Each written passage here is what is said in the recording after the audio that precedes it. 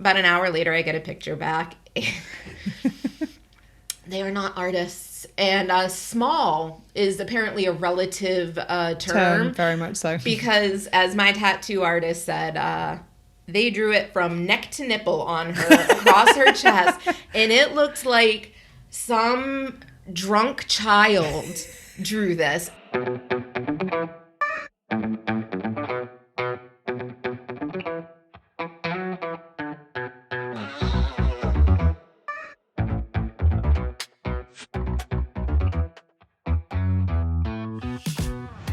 Hello, hello, hello, and welcome to Well Shit. It really is that simple. I'm Claire.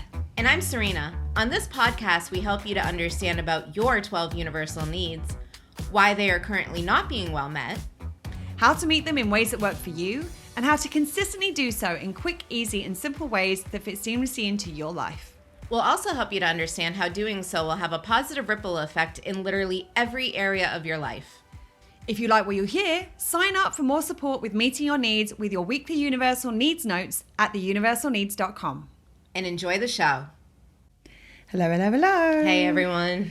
I think we might have to start releasing little clips of our pre-recording antics. I think probably is the best way of describing it. I don't know who that's worse for.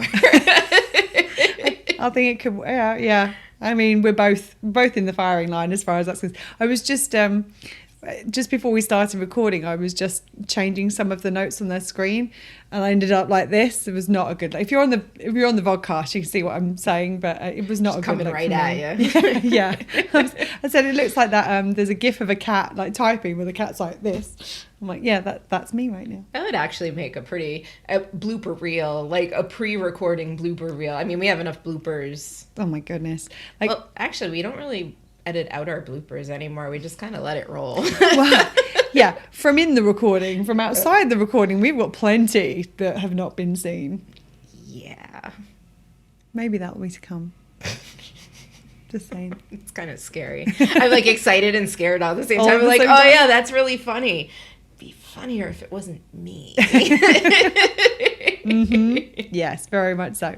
So today we are doing the second in our grief series podcast. Grief podcast series. Grief. Yeah. Whatever. We're talking about grief. Number two in the grief series. And today what we're going to be talking about is how to support yourself when you're going through the grieving process, and also how to support other people when they're going through the grieving process. Because what you tend to find is that even if you're going through it yourself, often you're not going through it alone. The people around you are also going through it. And then it can be really helpful when you have someone close to you who's going through the grieving process to know what you can do to actually support them. And as people who have been in both like roles more often than we would care to mention, we have some insights to share. But I think that the most important thing to focus on when you're supporting yourself and also when you're supporting others is to think about the universal needs tree and focus on the roots of the tree. So if you haven't gone and listened to the episodes where we talk about the different groups, I think we do it in episode 1, and I think we also do it in episode 3. We'll put the links in the show notes, or the information in the show notes.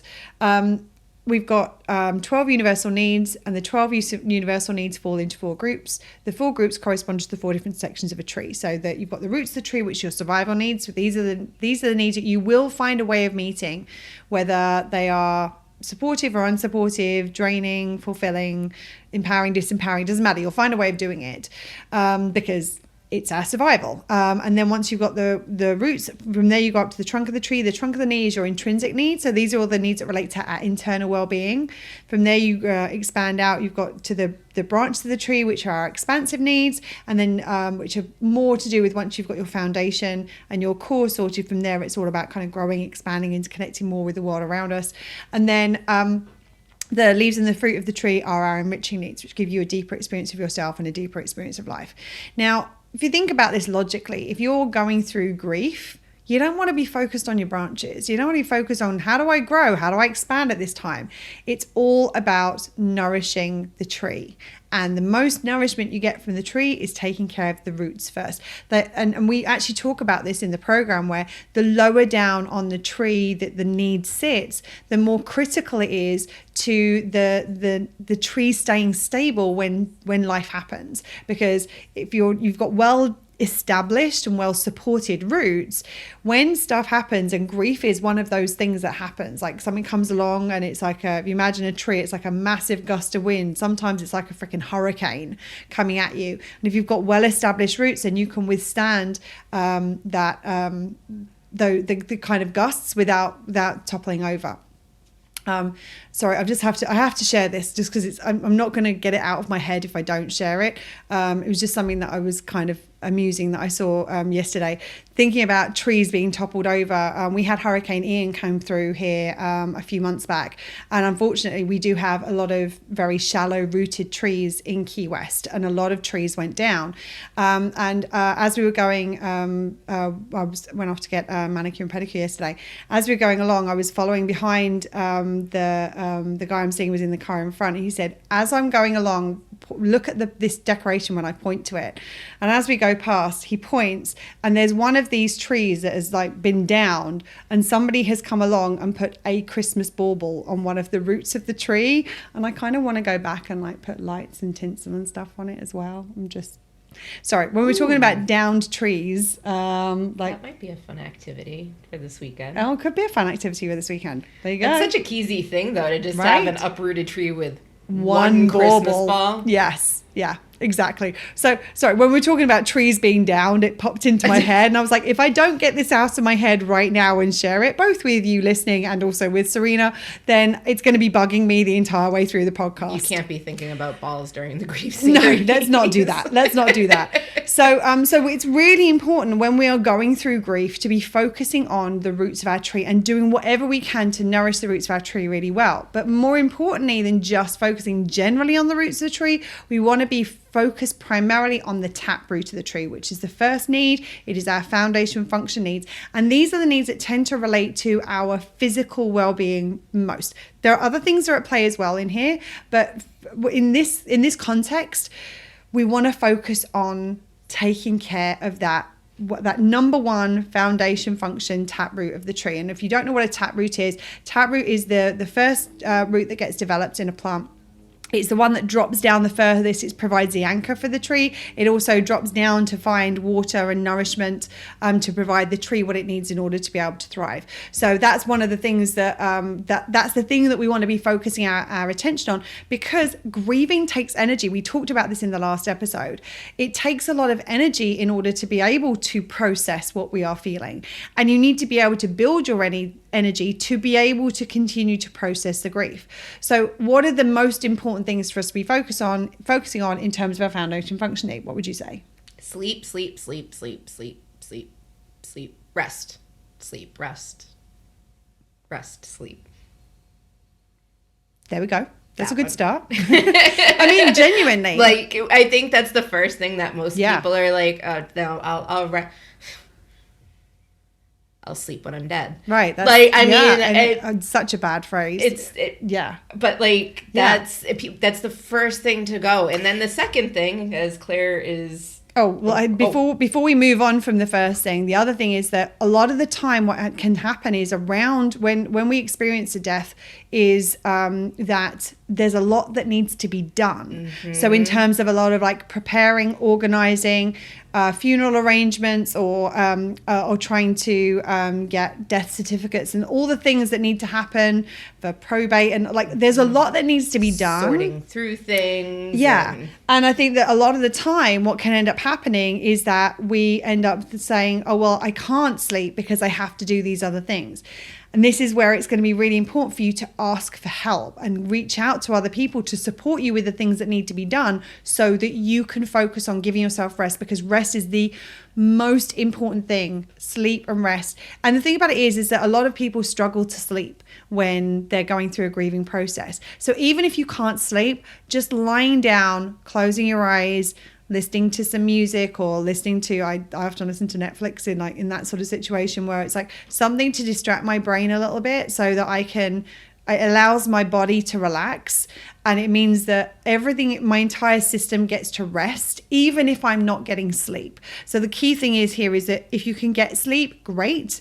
And if you can't, rest, because those are one of the primary things that are going to help provide you with the resources that you need in order to carry on. Now I'm going to do what I'm about to do, and Serena can go on to point number 2. Well, actually, I'm going to jump back to point number 1 again, too. So, if you're helping, we're talking about how to support yourself and how to help support others in the grieving process. During the grieving process, and it is a process, a long process. Yeah. What's the word I'm looking for? Don't know. Give me a clue. Basically, if somebody you love that you want to support is going through the grieving process, they need to rest. And if you can help support that. So maybe it's you take something off their plate. Maybe you see them running around because they need to go here, here, and here. Hey, is there any of this I can do? If there's something you can do, hey, let me go grab this for you. You take, 10 minutes while I'm running this errand and then come back. Or something that I think is often forgotten a lot of times, and I know I went through this with my many times that I've gone through this process, is a lot of times when my friends want to help support me, I'm like, well, I don't want them to be doing work when I'm not doing work. Like, I don't want them to take on something that I barely have the capacity to do. Right. Be there as a support and rest together. Right. Hey, do you want to just relax today and watch a movie? Or let's take a nap, or let's just, suggest things that can help. Right. Well, and I think the other thing is to remember is that a lot of the time, the reason that people resist rest and sleep in these times is because the busyness is a distraction from the emotion that is present. And a lot of the times, like that moment where it gets quiet, where it gets still, where you're on your own, or you're in the dark, that's the time that the emotions surface, because there's nothing distracting you from them. And a lot of the time that's like because we don't know how to process our emotions, or we're afraid. We don't want to. Nobody wants to experience the unpleasant emotions, like the less comfortable emotions, and they are part of our process. So it's about recognizing that if we are resisting rest, it might be because we're resisting our emotional experience and expression need, which is coming up. We're trying to bypass that and trying to ignore it and repress it and like hide it, put it on a shelf somewhere else where we don't have to think about it, so that we can just keep going. Because as long as we keep going, that emotion doesn't have space to come up. The second that we rest, the space can come up. So the first thing is to recognize is that just to acknowledge if that is what is happening right now. And it may be that actually in order to be able to rest is that you need to allow yourself a little bit of time to process some of the emotions and actually when you process the emotions, it's kind of exhausting. So a lot of the time that then can lead to a period where you need to rest. If you're supporting somebody else with this process, it can also be very helpful to very gently name the fact that this might be going on. Like, I know that you may feel like you can't sleep right now, and it's okay if you don't sleep. Would you just maybe just lay down and rest for a little bit? And it may be like, I understand like that you might be afraid of like the emotions coming up and that happens. If you want me to sit with you while you rest, so that you've got somebody with you if your emotions come up, or you've got somebody with you so you don't feel alone in what you're feeling. These are other things that you can offer in that moment, where it's like if there is something big that's going on, just having somebody present can be really helpful. So that like feeling uncomfortable emotions is never fun, but it sometimes is much easier to do that if you are doing it with another person present. And that person doesn't necessarily need to be present, physically present. They could be there on FaceTime. They could be there on the phone. If anyone's ever seen the series Dead to Me, that's actually how the friendship forms between Jen and I can't remember the other woman's name right now, but they end up talking late at night, because late at night is when it gets quiet and it's when the stuff comes up, and they often will sleep like on the phone with each other just so that there's somebody, so they don't feel alone in it. So what we can do to be to offer that presence if somebody wants it. It's also important to recognize that some people want to be alone in these moments. So it's about not like forcing them to do what you think they should do that would be supportive of them, but checking in with them, like, would it be helpful for you to have a bit of alone time? Would you prefer to have company? Like, different people process different ways. I'm a company person. Like, I generally speaking prefer to have somebody present, because that's the thing that allows me to feel safe and supported and witnessed in everything that's going on.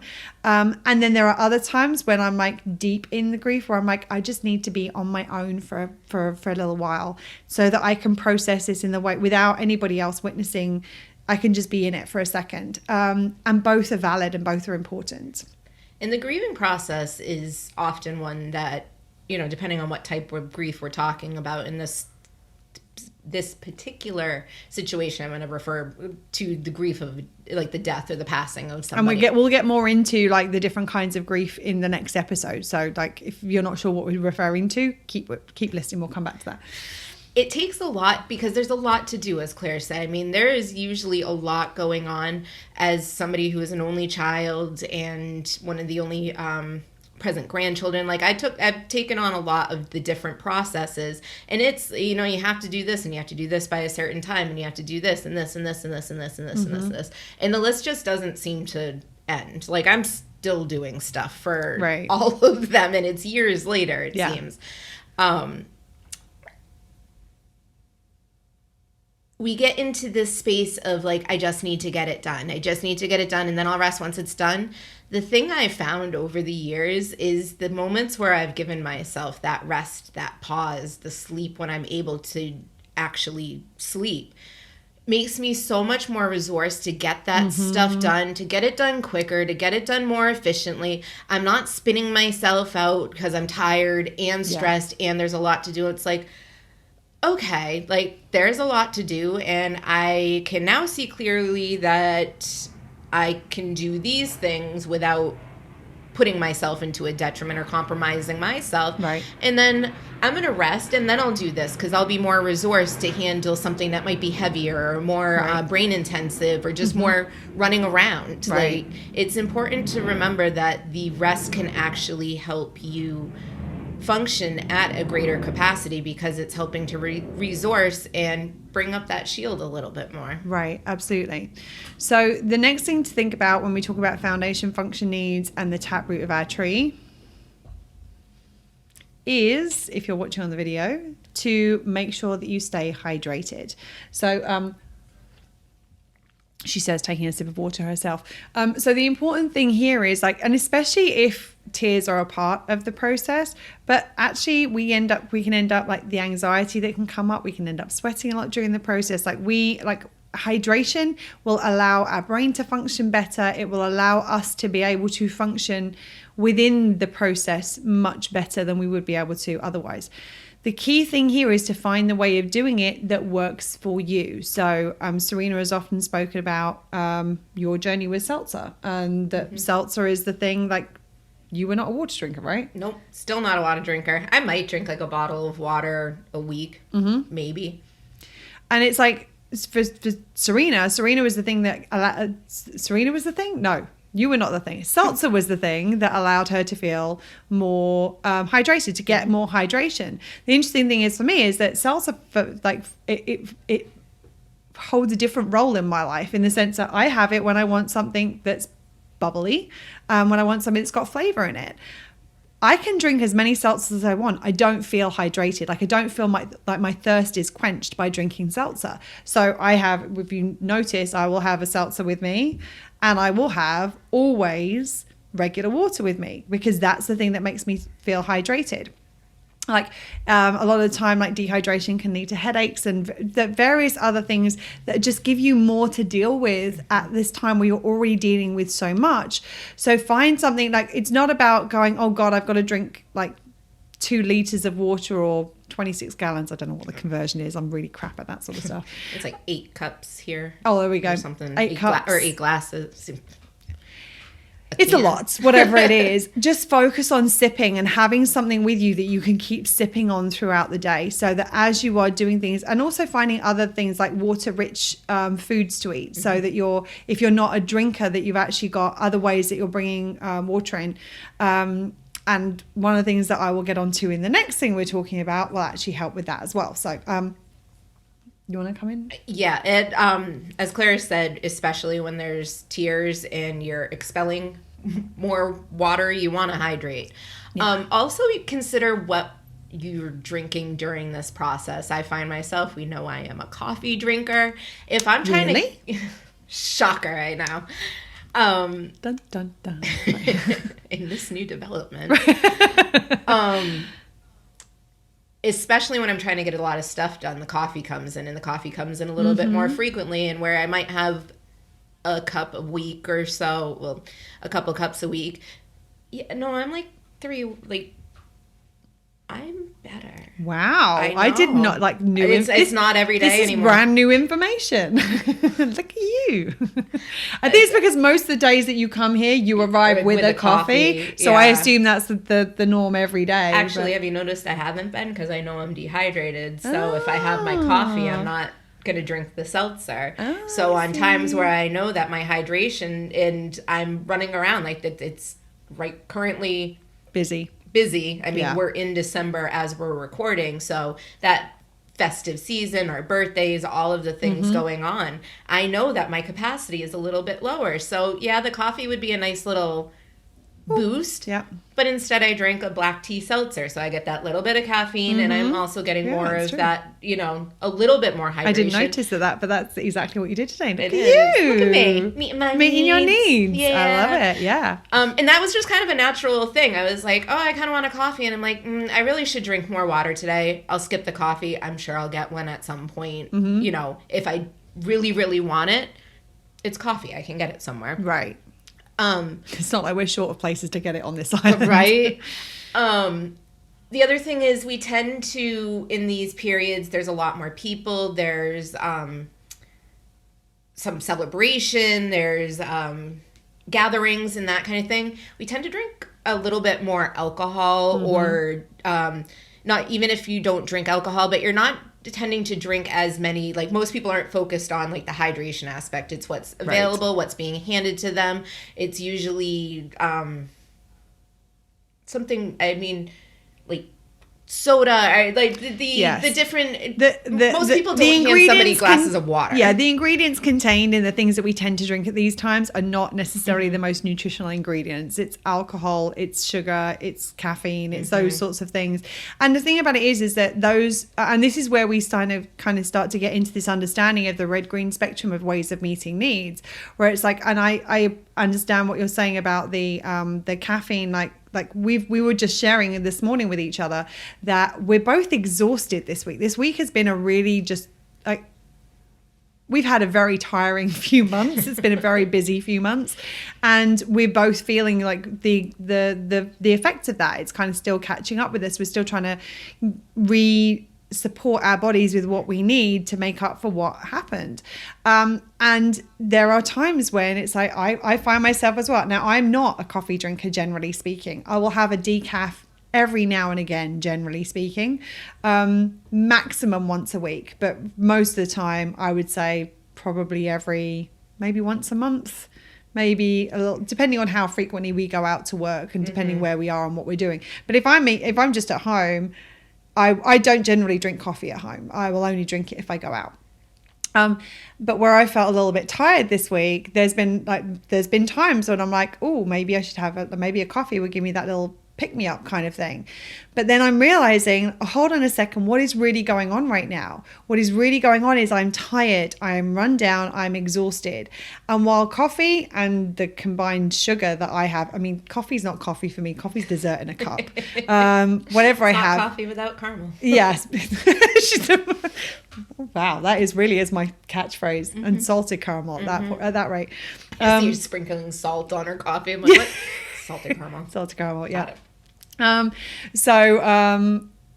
was actually a barista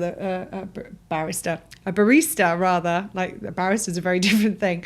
It's a attorney in the UK that argues in court. Okay. Yeah, no, a barista was the one who actually taught me about that, but you have to shake up the salt and put it with like a little bit of hot water to begin with before. So it like especially if you're having like iced coffee, like otherwise it doesn't melt. Anyway, so yes, for me, the boost of a little bit of caffeine and a little bit of sugar, it will give me a momentary kind of pick me up, but it's not actually providing it's basically masking the need. And it's compromising the need that needs to be met, which is the need to ding, rest. ding, ding, ding, ding, ding, ding. Exactly. Or the need for nourishment. Maybe I'm needing more nourishment in my body. And I've had exactly the same conversation with myself this week of like, oh, should I have a coffee? And it's like, actually, no, coffee is not going to support what I need right now. There are other things which segues very nicely into the other thing that's really important for us to think about at this point, which is nutrition and making sure that we are getting the nutrition that our body needs, again, to provide the nourishment. Now, a lot of the time when we're going through challenging emotions, we may not feel like eating. We may not want to, I'm like the worst culprit for this. Like it's like my body gets filled up to the top with emotion, and it's like there's no space for any food in there as well. Like other people, they do emotional eating on the other end of the spectrum, which is like, I'm going to eat more when I'm feeling emotional. During those times, Ben and Jerry become close friends of mine. Yeah, firm friends. Yeah, I'm like in those moments, I'm like, I don't want to have the things that I would like. I don't want to have sweet, sickly. I don't want to have. I don't want to eat anything. Like my body's like, nope. Nothing shall pass. No, that's how I feel. So it's like, how can you make sure that you're getting the nourishment that you require while honoring how you are feeling as well? And there's a couple of things you can do. The first thing is to eat smaller more often, like eat a smaller amount more frequently. Making, like, if you can, put some things that are in the freezer that are quick, easy and simple for you to make, or in the fridge that are not going to require a lot of effort for you to make, because the more effort, the less likely it is that you're actually going to do it. This can be a really great opportunity for people. This is like if you're trying to support someone who's going through the grieving process, maybe going and getting some groceries for them, maybe making them like a lasagna or something where you can, like, that's one of my go-tos. Is that do something, is you make something that it requires no effort for them basically to eat, so that if they feel hungry, when we are in that low capacity space where we've got a lot going on, both emotionally, mentally, physically, there's a lot happening. A lot of the time, the least effort foods are the things that we're going to go to, and generally speaking, the least effort foods tend to be the ones with the least amount of nourishment. So if we can find low effort foods that have got nourishment, that's a win. Yeah, I think a lot of people immediately go to the comfort foods, yes, so to speak, and those usually are cheesy, creamy, just packed with sugar, fat, yeah, like, and they're not yes, necessarily bad, but no, when like that's like we get kind of into that, you know, there's a lot of people who may deliver meals, and it's like casseroles and stuff, which is great, and but it's like being mindful if you're supporting somebody, okay, what might they not be getting that they need? For me, one of the things, I am an emotional eater. Always have been. It's something I've identified that is part of me, and being able to meet my needs helps me to realize, all right, what actually is this? Yeah. Like, do I want to eat this? Yes. Is this something that supports me? And it's important balance. Like, it's not to say don't eat those things. Like, there will be times where I'll come home and I'm like, I'm having a bourbon and some Ben and Jerry's. That's my that's what I'm feeling right now, and that's okay too. But it's about making sure that you're also getting the nourishment that you require. And also recognizing within this that depending on where you are, if you're neurodivergent, for example, there might be certain safe foods that are the things that are going to be your go-to. So you're getting some nourishment that's going to keep you going while also supporting you in other ways as well. One of the things that for me has been an amazing help at times like this is I have I have a smoothie mix that has a lot of nourishment in it. So I can, if I don't want to eat anything, but I want to make sure I'm still getting some nourishment, I'll throw a smoothie in the blender, a little bit of frozen banana, a little bit of frozen blueberries, a bit of my Garden of Life smoothie stuff in there, and sometimes a little bit of some butter, which is sunflower seed butter. For those of you who don't know, like if you have a nut allergy like I do, sunflower seed butter is a really good substitute. I might put a bit of flaxseed in there, but even at its basics, I can just put some of the smoothie mix, some water, blitz it up, and drink that. So at least I'm getting some nourishment. It may not be as good for me as having a full-blown meal, but in those moments where I don't want to eat anything, it's the thing that will allow me to get some nutrition into my body without feeling like I'm like forcing myself to do something that doesn't feel right for me. And the other good thing about those things is because of the water that goes into making them, is that actually it's a good way of hydrating as well. Like it's not an intentional thing of like, oh, I'm doing this to hydrate, but actually it's a bit of a double hit in those times. So again, you might be, I mean, it was one of the things that when it wasn't the grieving process, but when Serena was healing from her cancer treatment. Topical, I was trying to think of the actual treatment, the topical chemotherapy, and couldn't really eat things very easily. I got her a thing of the smoothie mix, and I brought it round with like, she had straws and stuff, so that there were ways of her still getting nourishment when she wasn't physically able to eat in the same ways that she would have liked to be able to get the nutrition that her body was probably craving at that time. So that was another way where you can do something to support somebody else. It's like listening to the things that they're saying, like, I don't really feel like eating right now. Okay, what can I do to help them get nourishment without actually having to eat? There are other things that we can do. And this is not to say that this is a good strategy like full time in life, but this is just things that you can do in these kind of crunch time moments where things are really intense and they're looking for some support. Something that's helped me, and this is something that I've slowly moved into my practice, so I know it does take a little bit of capacity to do, is finding, like, when I'm trying not to emotionally eat, or if I'm in the snacky mood, I like to graze. Like, I much rather just pick throughout the day and have a bite of this and 2 bites of that. I'm like, what? All I can think in my head is is Martin Short's characters from Only Murders in the Building with his dips. With like dips. like you and I just wanted to eat dips all day. Like when I saw that character, if you haven't seen it, it's a great show. Series, it really is. I was like, oh my God, we can do that? Like, I could eat dips. I'll eat dips all day. But yeah, like, I like dips. I like chips. I like crackers. I like those types of things. So what I've done, it's like, I know when I'm really hungry and I have zero capacity and I'm going to go for something that's easy, if there's a bag of chips or if there's a bag of, like, vegetable crisps. Yeah. I just want that crunchy. I want that mouthfeel. Like, yeah, sometimes I want the chip. Most of the time, I just want especially the folded ones. Especially the folded ones.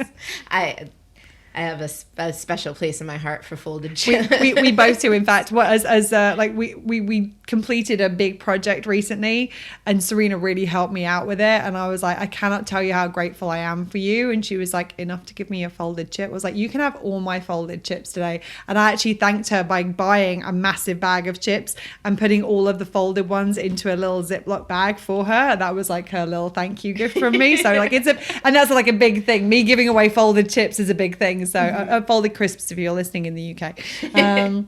So I'm sorry, carry on. Well, and I mean, something like that, like this, obviously that wasn't for any sort of grief or something, but she was like, that's the thing that you can do for somebody, even if you're not doing it for yourself. If you know that your best friend or whoever, your loved one or somebody you want to support, that they really, really, really love chips, and you're like, well, I want to give them something that might be a little bit more nutritious. Oh, hey, I found this option. Do you want to try it? And giving them some options of things that might be something that, you know, like, they're probably going to go more chippy than foodie. Okay, let me figure out what might be the best option in the chip category. Or maybe I can switch chips for crackers or something along those lines.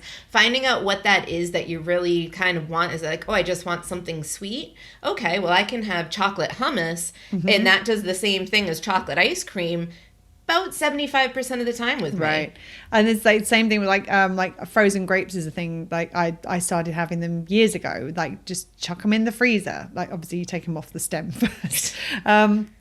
Otherwise, it's a little hard to get it out. You put them in the freezer, and it's a good like little it's a pop of something sweet. The other thing is that I have licorice and mint tea. Like that's another one. It's got a really lovely sweet flavor to it. So if I'm craving something sweet, but I don't want to have sweet, and again, like this is not to say that certain foods you shouldn't be having. It's about recognizing that when we're looking for other things in terms of nourishment, there can be things that we can add in that can create a little bit more balance in that time. And another really good one is like banana ice cream. If you've never made banana ice cream, like get really ripe bananas, chuck them in the freezer, put them in a food processor with like some little chocolate chips or some like fresh mint or something, like really some sort of seed or nut butter. Yeah, really good. Like it's a good way of, again, it's like getting some nutrition while also having the thing that that you're wanting. And as I said, there's nothing wrong with wanting certain things, and having those things is about how are we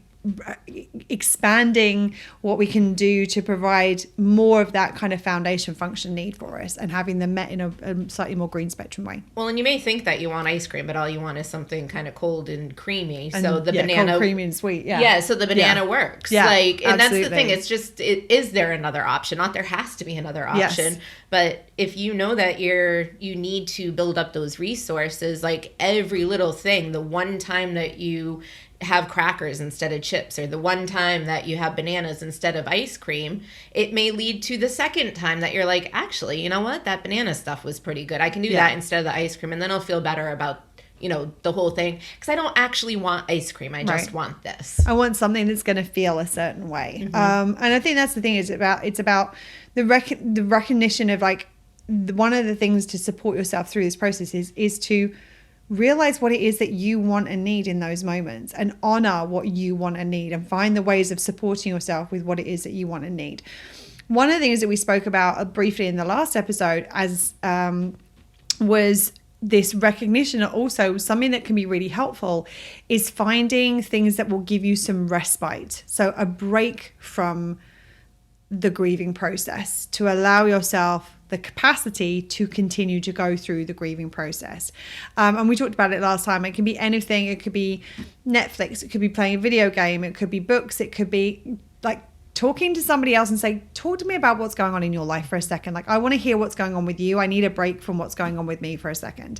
Like sometimes, like if somebody said that, I'd be like, oh no, this is all about you right now. And it's like, actually that might be what really helps and really supports somebody. It's not about distracting from the situation. It's not about ignoring it.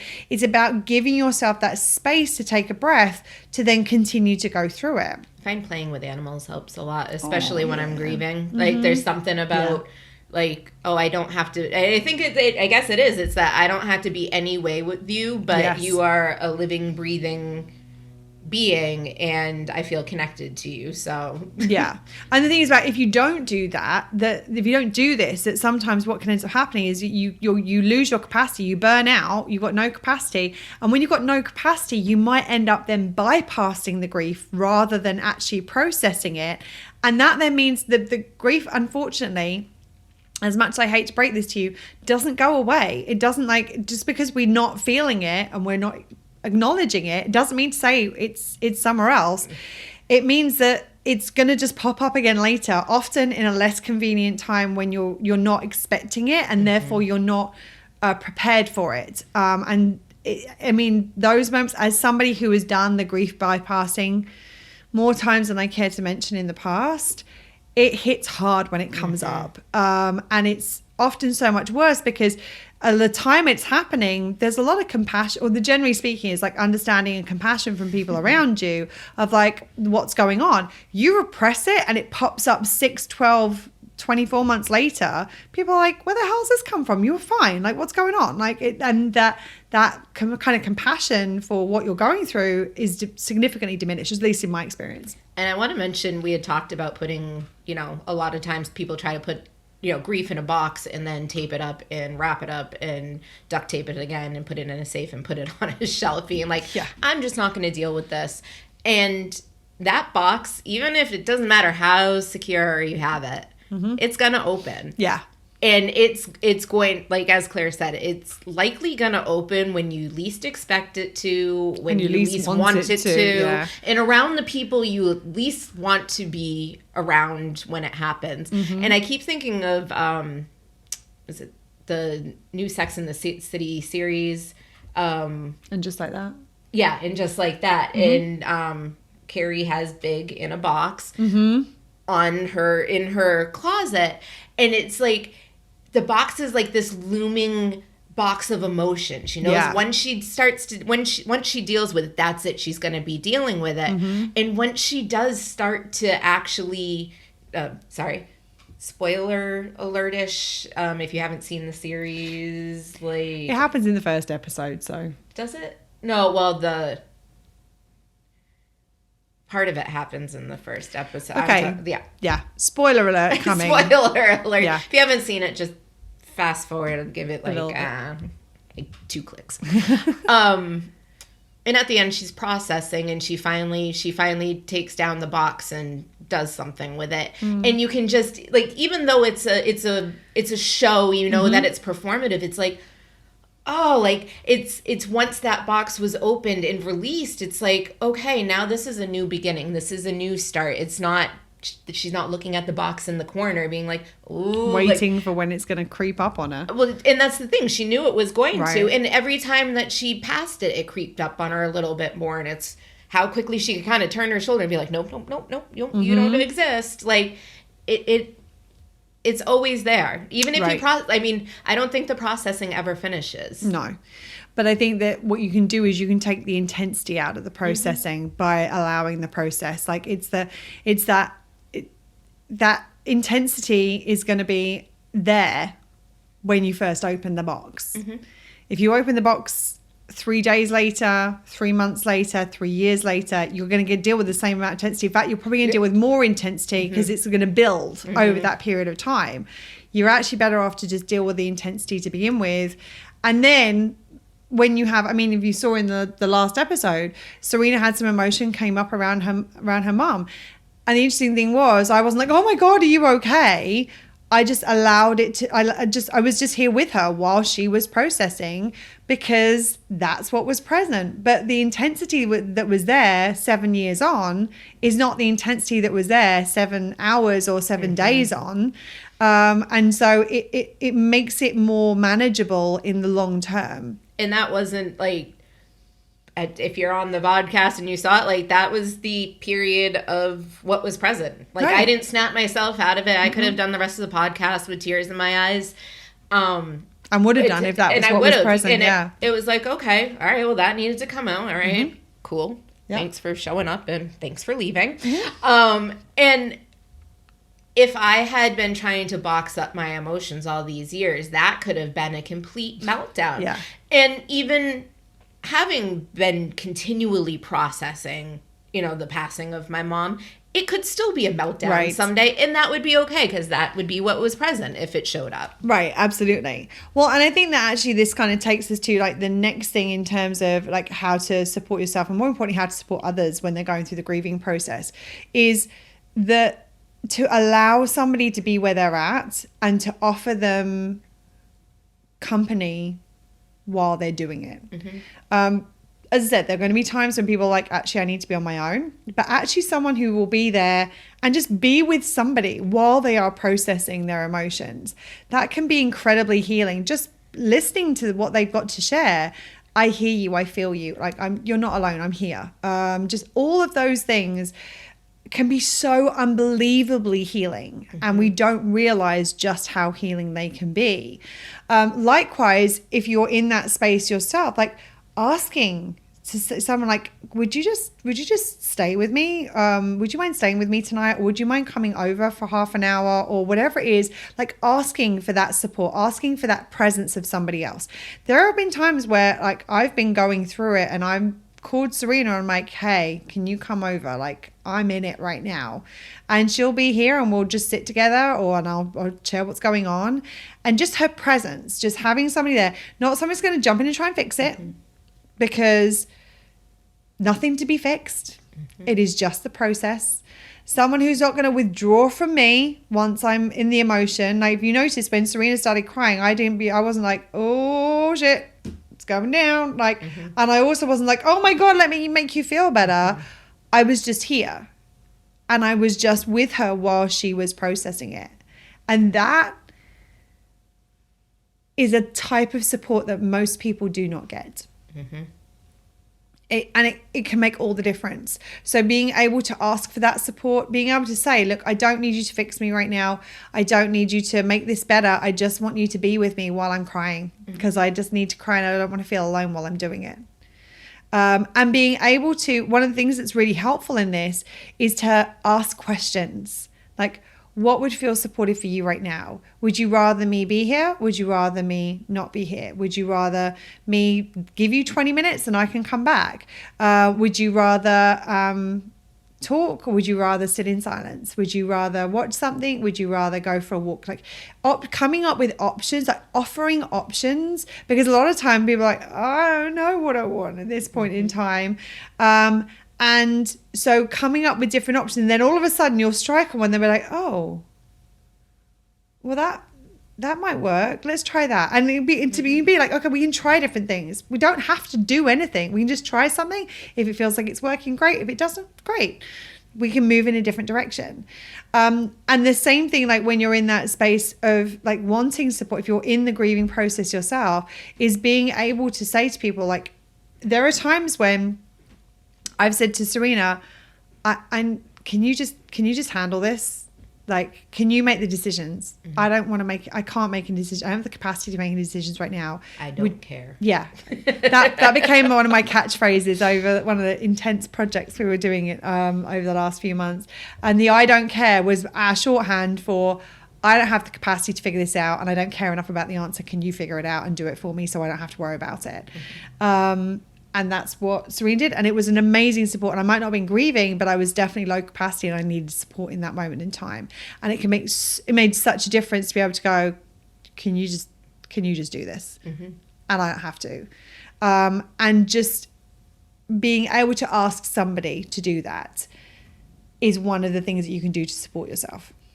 Well, and offering also, knowing that, or being mindful of the fact that what meets my needs doesn't necessarily meet Claire's needs, doesn't necessarily meet other people's needs in that time. If something's been specifically or particularly helpful for you, offering that as an option is sometimes really helpful. Yeah. And one of the areas that has been very pivotal in grieving processes for me and for some of my close family and loved ones around me is when my mom passed, I made a flat Sharon. If you're on the podcast, you get a special appearance right now. And this was just, she needs all the attention. All right, stop. That's flat Sharon. And I took her around and I brought her on vacation, and she was very present for the first couple of years after she passed away. I had flat Sharon with me for most things that I did because it was a way for me to talk about her and feel connected and to feel that she was still included in the experiences that you were having. Yeah. And it for me, it worked. And I had a very, very, very close friend pass away, and his wife was just kind of struggling, as many people do in that, a little bit lost. And she's like, I really loved what, like how you celebrated your mom. And I'm like, okay, noted. So I actually ended up making her a flat person of her husband. And I mean, Flat Gil is out and about everywhere all the time. And now there's a flat Donnie too, which is his brother who passed away. And it was a way that it kind of a tradition that's kind of carried on of, this is something that worked for me. Would this be helpful for you? Like, right.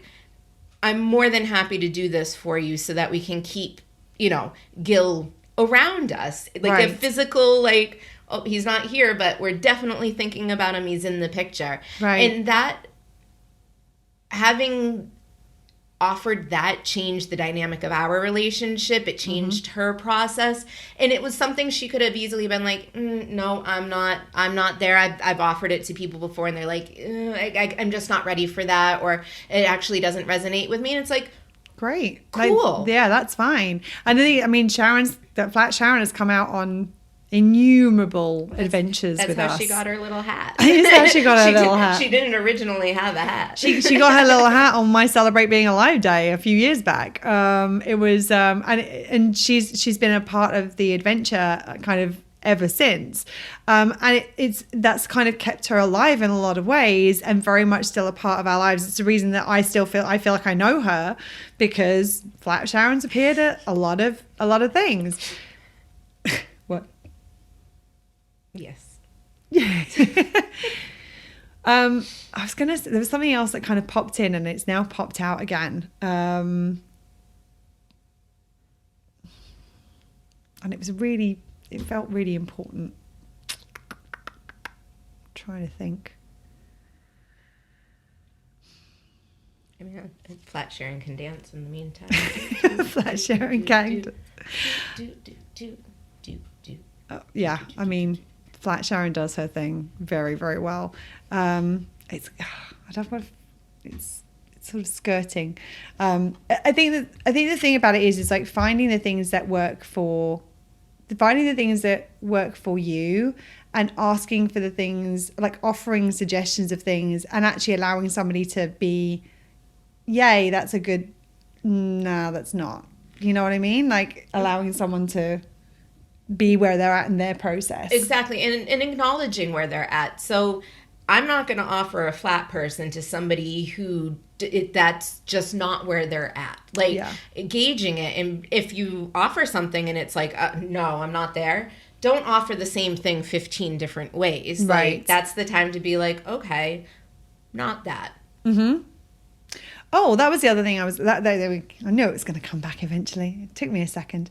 It's actually Sharon related. The other thing is a lot of the time that when we're in the grieving process, some of the grief and some of the grief, the amplification, the intensity of the grief can be for this sense of not just loss of the person, but loss of the experiences that we wanted to share with the person and that we weren't able to.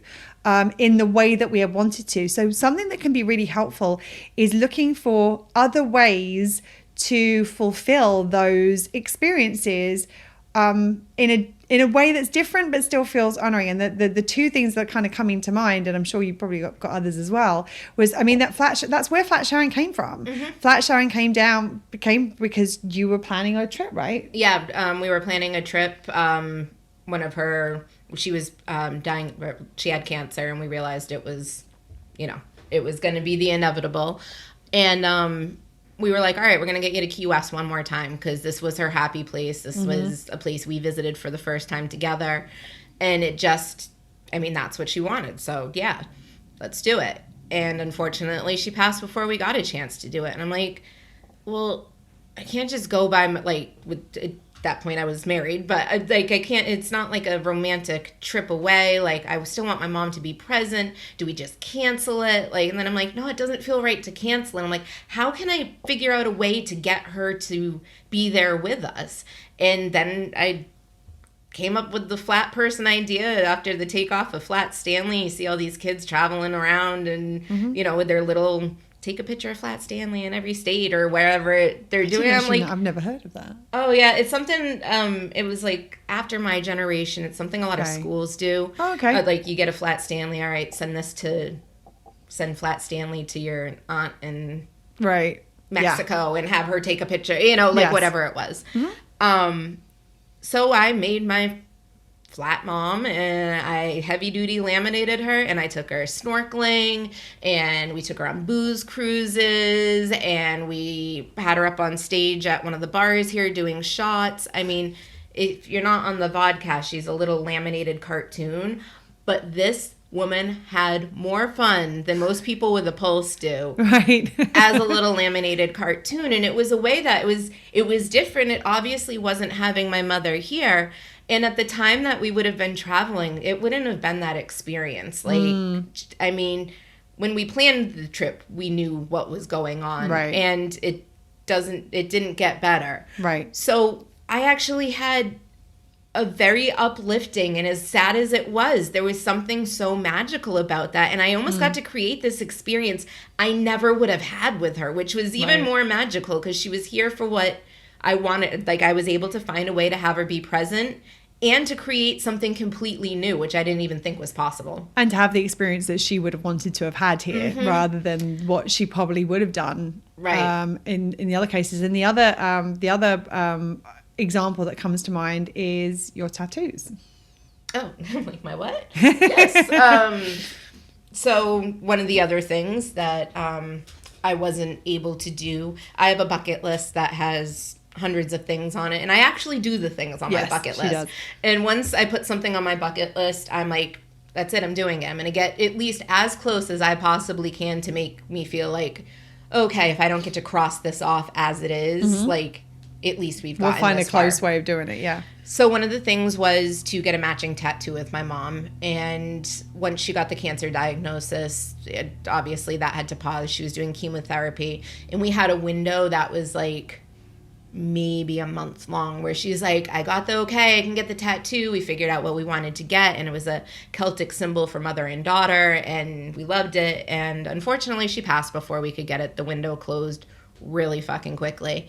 And when she passed, I was like, oh, well, we're never going to get to do that. And that tied us together somehow. Like, I was like, we were going to have the same tattoo. Like, that meant something. And the night she passed, I had this grief about the fact that we would never be able to complete this, that we'd never be able to do this together, that this wasn't going to be something that could happen. And in true me form, I was like, fuck that. Like, let's figure this out. So I ended up calling the funeral home that had her, and I spoke to the funeral director, and I was like, I have a weird request. And he's like, try me. I got him, though. Oh, yeah. It's like, if I send you a picture, can you draw this tattoo on my mother? I mean, I know that, you know, it's going to be in Sharpie. Like, I'm not looking for anything great. I'm just looking for the symbolism. And they were like, well, you know, we aren't artists at all. I'm like, it's a really simple design. I mean, it's a Celtic knot. It's line, a connected line. Like, I mean, they simple. Were right. They're not artists. They were not artists. They set my expectations. So I sent him a picture. It was like just something little, you know, on the shoulder. Told him exactly where, and he's like, "All right, yep, I'll get you some pictures of it." I'm like, "All right, that's kind of weird, but cool. At least I know that it was done." Yeah. So about an hour later, I get a picture back. They are not artists, and small is apparently a relative term. Very much so. Because as my tattoo artist said, they drew it from neck to nipple on her, across her chest, and it looked like some drunk child drew this. And it was like it had melted in the midday sun. Well, yeah, I could go somewhere really different with that. But yeah, it wasn't cute. And the first thing I thought was like, oh God, she's going to come back to life and fucking kill me. She's going to kill me. Like, oh, wow, she's going down. That's Sharpie. That's permanent. Like, and I mean, she was being cremated that day. Like, right. It wasn't coming off. Like, but I was mortified. I know she was mortified. My uncle thought it was the funniest thing ever. He's like walking around work with his cell phone. Look at what my niece did to her mother. And everybody's like, is that a corpse? And he's like, well, yeah, but no, look at the tattoo. I'm different. If you haven't figured that out. The family is a little outside the norm, shall we say. Outside the box, we don't see boxes. No, we don't. Nope. So I have now kind of branded my mother with this atrocity of a 12-inch thing that is supposed to be a Celtic symbol, which is totally, I mean, it's not. It's not. So as I'm going through the process, I'm like, all right, well, do I get what she got? I was like, oh, I don't want that thing on me. Like, no, like, that's just, no, I can't do that. And then I'm like, well, maybe I can make it look pretty. And then I'm like, but then it's not a matching tattoo. And I went back and forth and back and forth. And then I'm like grieving the fact that I did it and it didn't come out right. And I'm like, I mean, there was so much grief around this one thing that I tried to do to, like, complete part of a process. Well, you were grieving over the original thing, and then the rectification went sideways. So you were then grieving at the rectification. So it's like, yeah, grief on grief on grief. And it's actually funny. I came to the conclusion the night that I was talking to my friend about making her a flat gill, and I was like, fuck. I was like, she went down with it. I'm gonna go down with it too. And I decided to get what was meant to be and what actually was. And I mean, you can a pop screen. One side is the tattoo of the symbol we were supposed to get, and the other side is the much smaller version of the tattoo that... You mean you didn't go neck to nipple? I did not go neck to nipple. No. Do you imagine 2 neck to nipples with these? Oh my God. It'd be like the worst bra ever. Anyway. And it's interesting now because at first when I first got the side done, I got them both done at the same time. And when I looked at the side that was what my mother had, I was like, all right, like, this is on me now. And it's interesting because people often ask me about my tattoos. They do stand out. I mean, I have one on each shoulder. And I almost forget about the one that we were supposed to get together because, yes, that was a beautiful symbol. But what's really a symbol of my mom and I's relationship and how things happened in our life and the people that we are is 100% this shit show on my left shoulder. And it's interesting as they're on my shoulder. And the funny thing is, I actually like that one. It's fancy. Yeah, it's different. I mean, that's probably why I like it, because it's different. I mean, the other one is cute, and it's like I've seen 1,000 people with this tattoo. Yeah. There's only 2 of these out there, and actually my tattoo artist was great. I took the photo that the mortuary sent me, and I was like, can you do this? And he's like, yeah, that's weird, but yeah. And so it's the exact, like, it's just the exact smaller version, and it's interesting because, I mean, as I think that we've portrayed on this show, we have a very fun relationship with my mom, but there was also a very straight...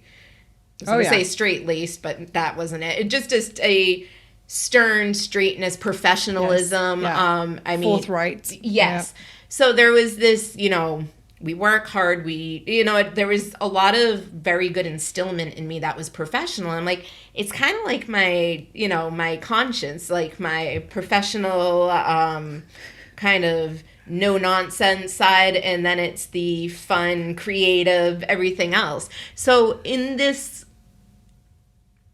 one thing that I had to grieve that didn't happen, it created a whole new story and a whole new, like, almost a whole new element of life for her. Right. Because now, I mean, most people, when they meet me, they ask about my tattoos if I'm wearing a tank top, because it's different. Yeah. And it's interesting in retrospect, looking back on how that in itself was a multiple grieving process. Right. And where the outcome actually got me to, which is, I mean, a place of happiness and peace. And it's still sad. And sometimes I'll look down to my shoulder and I'm like, oh, like, yeah. But for the most part, it was finding a way of creating what you had wanted to create with her that wasn't able to happen in the way that you had wanted it to, and finding a new way of creating that as best you could within the context of the situation. And I was lucky. It ended up working out even better. Yeah, absolutely. And sometimes that happens. And that's another thing with the grief. Like, if you think it's going to look a certain way, I can almost guarantee it's not going to look anything like how you think it's going to look. Be like, oh, I'm going to be okay with this. Like, right. There have been times where I'm like, oh, I'm going to be fine. Like, I'm good with this if this happens. And then it happens and it's like, oh, shit, I'm not good. Or you're like, I'm going to be a mess. And it's like, actually, okay. I don't feel a mess. Right. And that's okay. And that's okay. Well, and I think that kind of comes to the most important thing in this entire podcast, both for how to support yourself and how to support others. And that is be gentle. Like, be gentle with yourself as you're going through this, and really leave the expectations at the door. Like, allow yourself to just be wherever you're at. And the same thing, if you're supporting somebody else, like, be gentle with them, allow them to be wherever they're at. And I think that the thing that's really important when you're the supporter rather than the supportee is reassurance that it's okay for them to be where they're at. It's like how they're like what you're feeling is perfectly valid. How you are processing this is completely valid. There's nothing to apologize for. I'm here. I've got you. You're not alone. We're in this together, kind of thing. And it's okay. Wherever you are at is okay. If you're shouting and screaming with rage, go punch a pillow. I'm good. Or scream into a towel. I'll sit out here, or I'll sit next to you as you're doing it, if that's what you want. If you're in a puddle on the floor, that's fine. If you're making flat people and organizing piss ups in Key West, great. Like, I'll be there with you while you, like, you know what I mean? Like, it's about being gentle. And I think that we so often have such high expectations of ourselves and of others when we're going through these sorts of things, or we think other people have high expectations of us.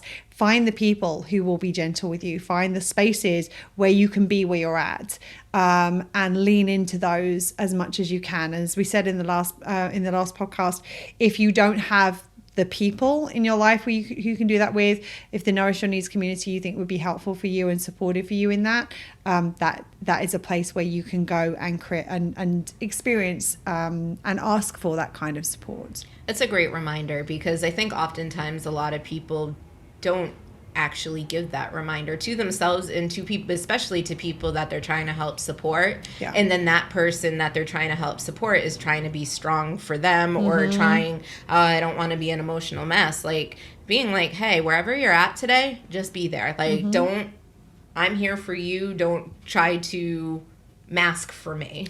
Well, and actually, I think sometimes that can be also the thing that you can do for yourself when you're in that situation, which is like, what are the things that you would say to a friend and say those things to yourself? Like, it's okay to be a mess right now. It's like, like how you're feeling is valid.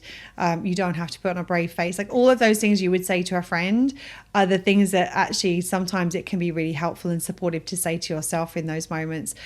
Even if you have a friend to do it for you, like, even if Serena would do, I know Serena, those are the things Serena would say to me.